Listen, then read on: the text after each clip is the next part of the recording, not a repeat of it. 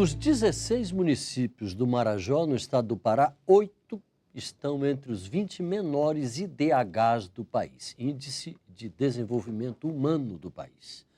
No município de Melgaço, o pior IDH do Brasil, metade da população é analfabeta, nunca se sentou no banco de escola.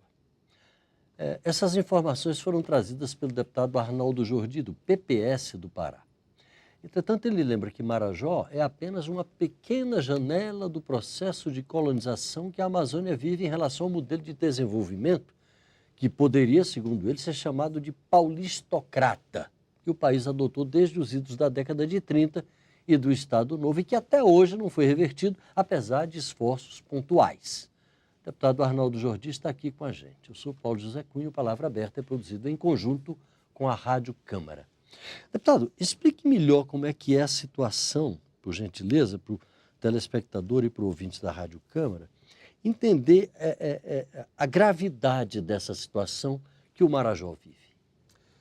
Olha, como você disse, os dados aí do PNUD não escondem a tragédia dessa realidade vivida, eu diria pela Amazônia como um todo, porque esses indicadores de baixo IDH não estão só no estado do Pará e no Marajó.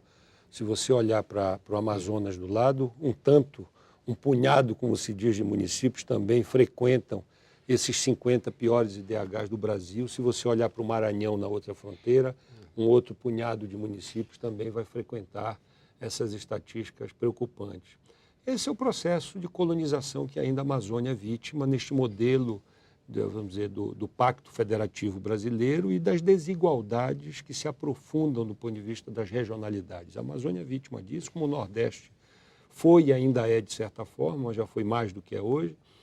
E, infelizmente, os modelos de desenvolvimento do Brasil nunca olharam com a atenção devida para essas regiões. Tá certo? Essas regiões nunca foram polo de desenvolvimento, nunca foram muito protagonistas. Ao contrário, se você pegar o retrato, esse modelo agroexportador primário, que ainda prevalece na Amazônia, em que é uma espécie de almoxarifado do desenvolvimento alheio, porque fornece energia, fornece minério, fornece madeira, fornece biodiversidade, fauna, flora.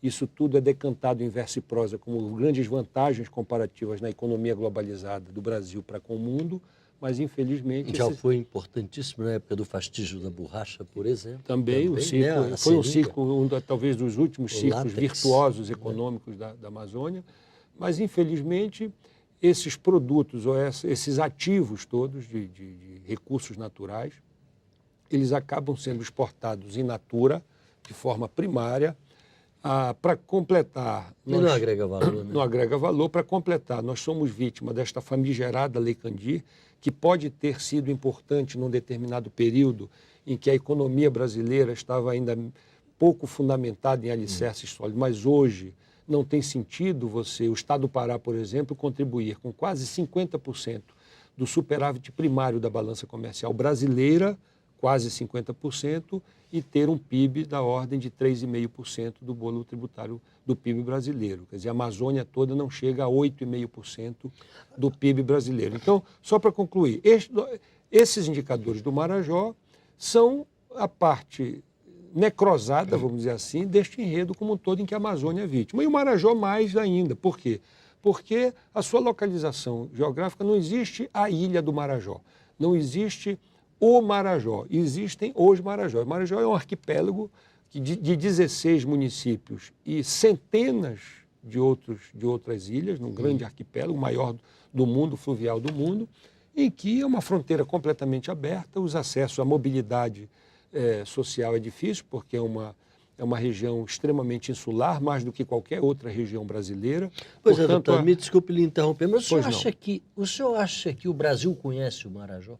Mais especificamente, a tecnocracia brasileira conhece a problemática do Marajó? Claro que não conhece. O Brasil não conhece o Marajó, o Brasil não conhece a Amazônia. Às vezes, os próprios amazônicos conhecem pouco a Amazônia, mas os brasileiros não conhecem. O Brasil está de costa ainda para essa Amazônia e nós precisamos mudar essa visão. É preciso que haja uma política séria, uma política eu diria, contundente, no sentido de tentar reduzir essas desigualdades regionais e, evidentemente, que isso só pode ser feito através de uma política de Estado. Isso não vai ser feito pela lógica do mercado. Isso não vai ser feito pela lógica da livre concorrência do mercado. Isso, ou o Estado tem uma política para reduzir, para fazer investimento. Veja algumas contradições desse enredo. A Amazônia é considerada a maior biodiversidade do planeta. Lá tem mais de 50 mil espécies da fauna e da flora ainda desconhecida dos laboratórios humanos. Qual é o raciocínio imediato para quem quer desenvolver a Amazônia? Qual seria o raciocínio atual? Fazer investimento em pesquisa para que esses princípios ativos da fauna e da flora possam se transformar em cadeias produtivas para gerar renda e riqueza através dos fármacos, dos produtos de embelezamento. Imagina, semana passada eu lia no jornal que o pessoal continua levando as amostras, contrabandeando para produzir lá fora. Nas multinacionais lá fora, e a gente comprando aqui 5 vezes o produto com o rótulo de uma multinacional alemã, inglesa, americana, etc. e tal. Mas quer dizer, este raciocínio meio cartesiano, mas simples assim, que seria óbvio, você vai ver em 2012 os investimentos em pesquisa, inovação tecnológica, do Ministério da Ciência e Tecnologia para a Amazônia, não vão além dos 2,2%, 2,3%. Quer dizer, continuam sendo irrisórios, menores do que 3%. Então é uma contradição. Se ali tem um banco genético, que é o mais fértil e virtuoso do planeta,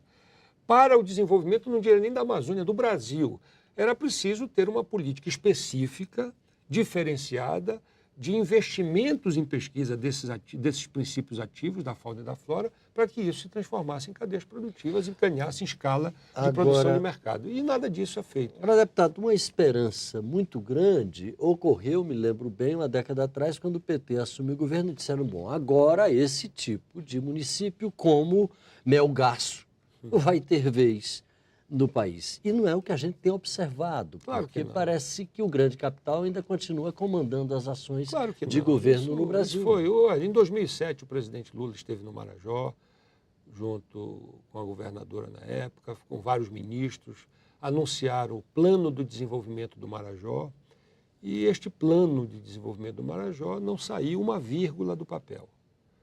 E eu estou dizendo isso com absoluta segurança e de forma muito tranquila, não saiu uma vírgula do papel. Tanto que um dos desafios agora é nós retomarmos esse diálogo com a ministra Miriam Belchior, com o ministro Gilberto Carvalho, que foi uma das pessoas que se animou, que articulou, inclusive, essa ideia do plano de desenvolvimento do Marajó, para que a gente possa retomar isso, evidente, com a parceria com os prefeitos, com o governo do Estado, com todos os entes públicos e privados, no sentido de tentar ter um plano de desenvolvimento que possa começar a ser em curso. Quer dizer, se o braço do Estado não der conta de fazer isso, não tem outra perspectiva. Nós precisamos saber quais são as prioridades desse plano de desenvolvimento que possa, em primeiro lugar, o que é que puxa esse IDH do Marajó para baixo. Como você disse, metade dos municípios do Marajó estão entre os 20 ou 30 piores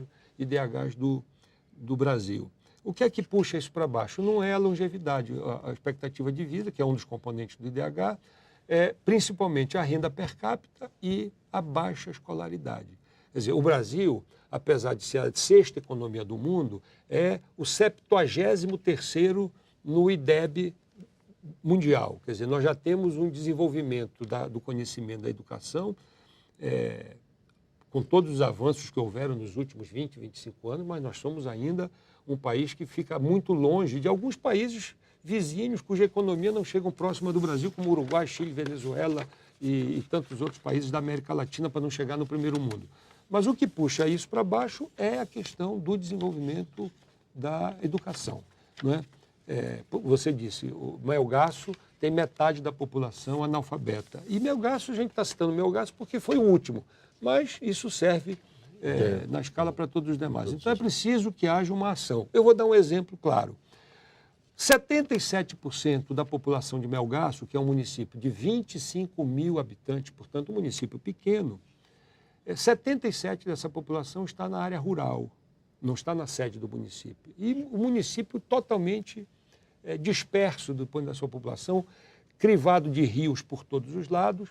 Só para se ter uma ideia, a prefeitura tem 128 barcos alugados para fazer transporte escolar. Ora, um município desse tamanho, lá dentro da ilha, tem 128 barcos. Esses barcos, inclusive as lanchas que foram ofertadas pelo FNDE, pelo Ministério da Educação, são lanchas a gasolina, o que agride a realidade, porque deviam ser no mínimo a diesel, para poder... Uma prefeitura não tem condições de manter uma lancha dessa a gasolina. Né? Então, isso é uma prova maior desse desconhecimento da realidade de lá que a gente se referia no início.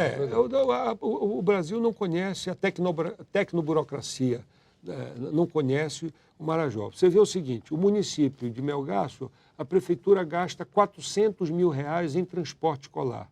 Desses R$400 mil, apenas 90 mil são transferidos do governo federal para ajudar nisso. Os outros 310 mil têm que ser arcados pelo município. Deputado Arnaldo Jordi, do PPS do Pará, a gente continua acompanhando esse assunto com muita atenção. Muito obrigado pela sua participação aqui com a gente. Você de casa, obrigado pela audiência. Um abraço e até a próxima.